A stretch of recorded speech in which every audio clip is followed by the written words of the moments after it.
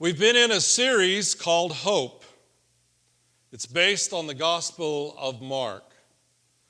Mark wrote at a time when the church was under terrible persecution, a time just a few years past the resurrection story. Young Greek people are joining the church. They're becoming Christians. They're being persecuted by the Roman government, imprisoned, some even put to death. And so Mark writes this gospel to speak into that context, a context where being a person of faith is to face challenge every single day. Mark wants to say to us that despite the challenges and the obstacles we face, there is hope. The hope that comes in Jesus Christ. One of the most hopeful people I ever knew in my life was a lady named Mrs. Anderson. I became her pastor kind of by accident.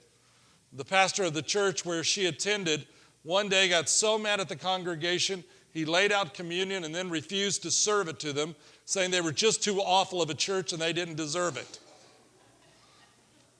By 12:05, the bishop heard about it. By 12:10, he wasn't a pastor anymore. And by 3 o'clock, I was the new pastor there. Wonderful. Mrs. Anderson became my guide and my coach through that rough situation. She was always encouraging me, and no matter how badly things went, she would always say, they're just about to get better. That was sometimes hard to believe. She would have to take me by the cheeks, look me in the face, and say it 2 or 3 times, and then make me nod. Mrs. Anderson had been through a lot herself. She had lost her beloved husband to cancer. She had lost a 24-year-old son who was shot to death working at a convenience store as he worked his way through medical school. She was even now enduring chemotherapy and all kinds of treatment for her own cancer.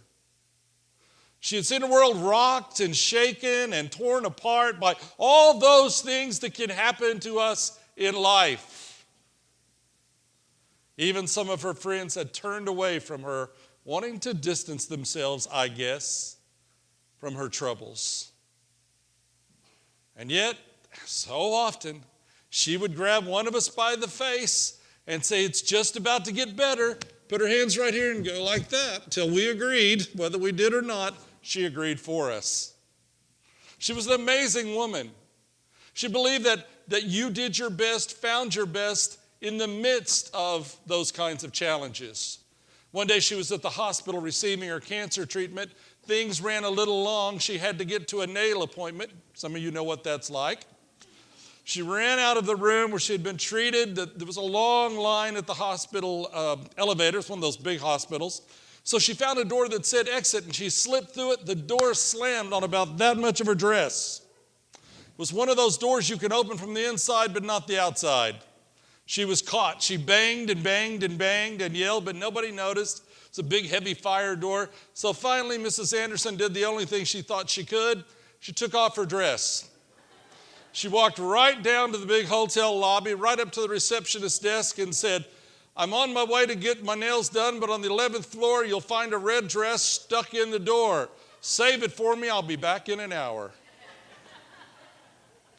Another time she was driving down the street and she had this gigantic Cadillac convertible. Looked like you could land a fleet of an air squadron of planes on it. Literally looked like an aircraft carrier. Big, giant Cadillac convertible, 2 doors. She'd drive up and down the street. Magnificent car. You couldn't miss her. She was about 5 foot tall, maybe 90 pounds. Because of the cancer treatment, she always wore a big wig. One day she was driving that convertible down the street, and the wind got up under that wig, and that Oklahoma wind started to take it down the street. And she went after it, and a policeman pulled her over for going 20 miles an hour over the speed limit. She started to explain why she was flying down the street. He said, I don't want to hear it, ma'am. You were just speeding. She started to cry, and she talked about being a cancer patient. And by the time she was finished with that officer, he was praying for her, apologizing to her, and running down the street to fetch that wig. Mrs. Anderson lived by one Bible verse that comes from the Gospel of Mark that you have today. For those who endure will be saved. I'm going to say that, and I want to invite you to say it back to me. For those who endure will be saved.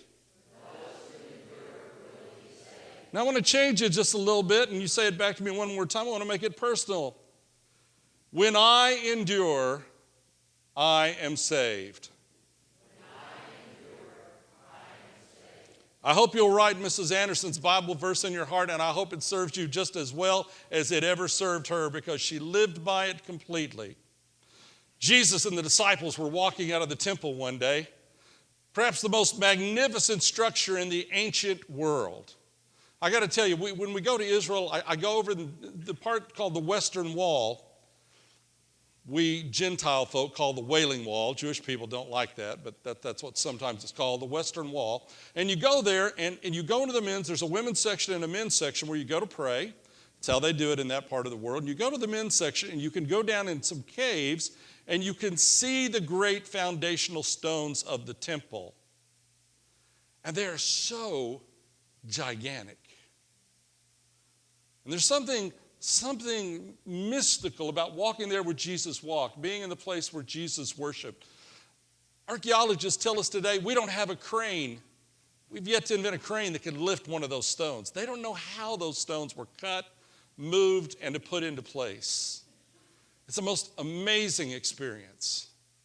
It's probably even more amazing in Jesus' day. All those stones would have been covered in gold. They said you could come from miles away and just see the shine. It'd be like the shine of the sun.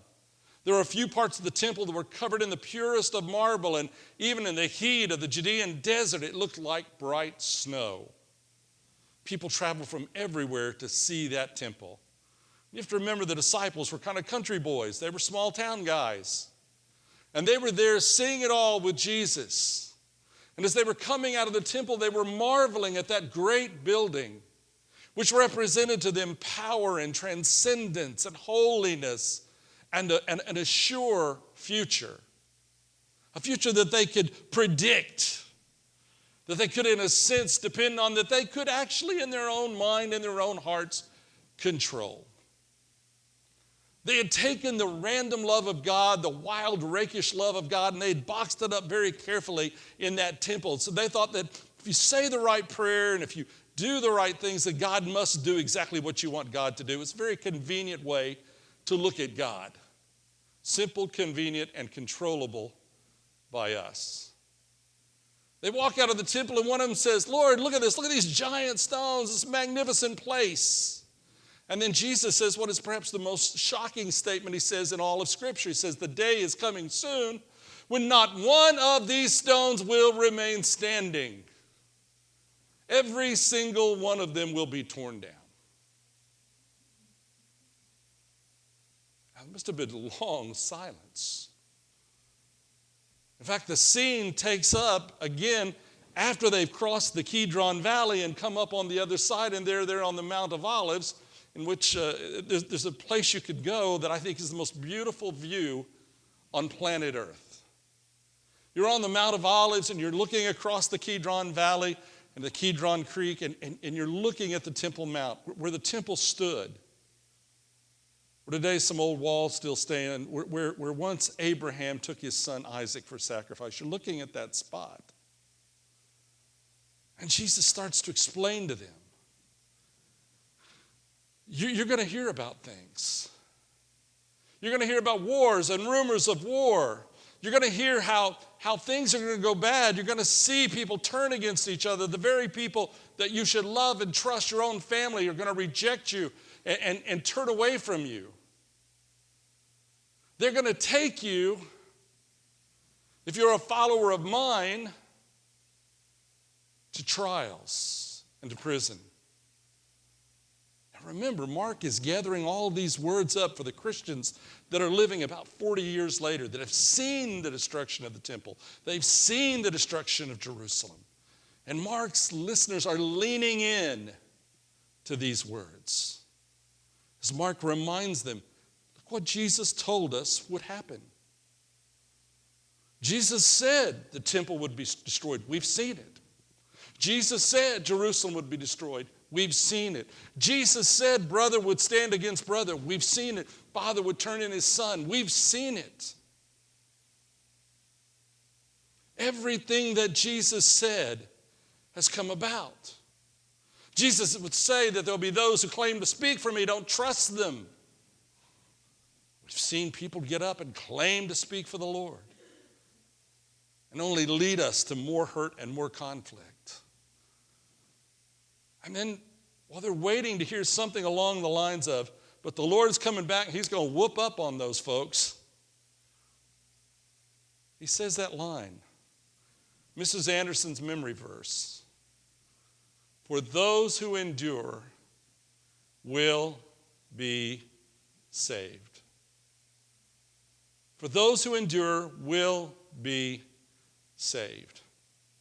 There's a lot of crazy stuff that flies around and calls itself Christian theology today. You still catch those echoes, and sometimes more than an echo of follow Jesus, and you're going to get a new car, you're going to get a great house, you're going to get everything you want, you're going to be free of disease, you're going to have a perfect life. That's not what Jesus says, is it?